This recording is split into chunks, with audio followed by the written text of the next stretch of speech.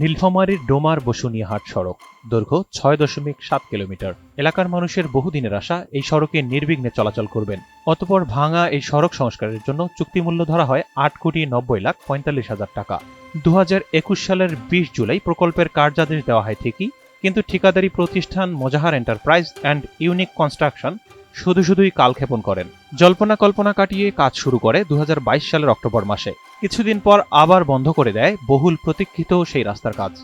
আশায় গুড়েবালি পড়ে জনগণের।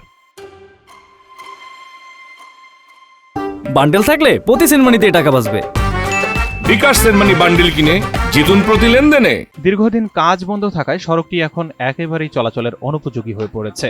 সবচেয়ে বেশি বিপাকে পড়েছেন অন্তঃসত্ত্বা নারী ও স্কুল কলেজের শিক্ষার্থীরা। আমাদের এই রাস্তাটা বিশেষ করে ডেলিভারি যারা মা বোনরা আছেন তাদের জন্য খুবই কষ্টজনক এই রাস্তা, যাতায়াতের জন্য খুবই নাজুক অবস্থা। এই রাস্তা দিয়ে চলাচল করা যায় না, অনেক দিন থেকে কাজ হয় না, কাজে ধরছে আবার বন্ধ।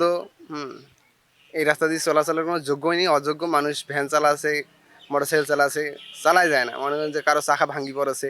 বসুনিয়া থেকে মাদ্রাসার মোড় পর্যন্ত এই রাস্তাটা অনেক 5 বছর যাবত কাজ হচ্ছে না এবং ধরতেছে না। এরকম করে অনেক জায়গায় গ্যাপ হয়েছে, অনেক জায়গা খাল হয়েছে।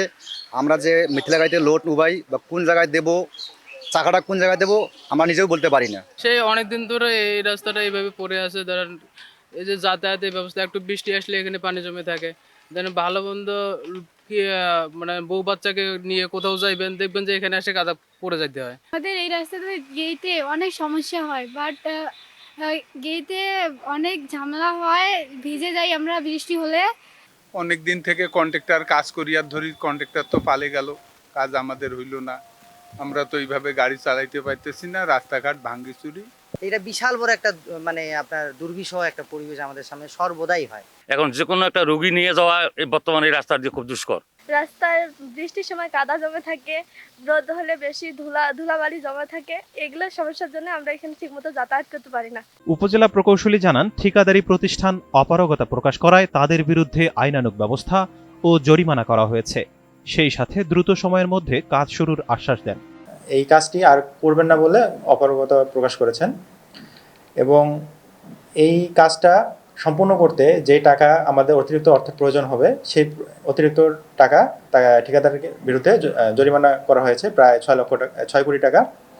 এবং নতুন করে যে কাজ করা হবে সেটার এস্টিমেট আমরা ঢাকায় পাঠিয়ে দিয়েছি এবং অতি দ্রুত সময়ে ইনশাল্লাহ এই কাজটা বাস্তবায়ন হবে। দ্রুত সময়ের মধ্যে লক্ষাধিক মানুষের চলাচলের এই গুরুত্বপূর্ণ সড়কটি সংস্কারের দাবি জানিয়েছেন পথচারী ও এলাকাবাসী।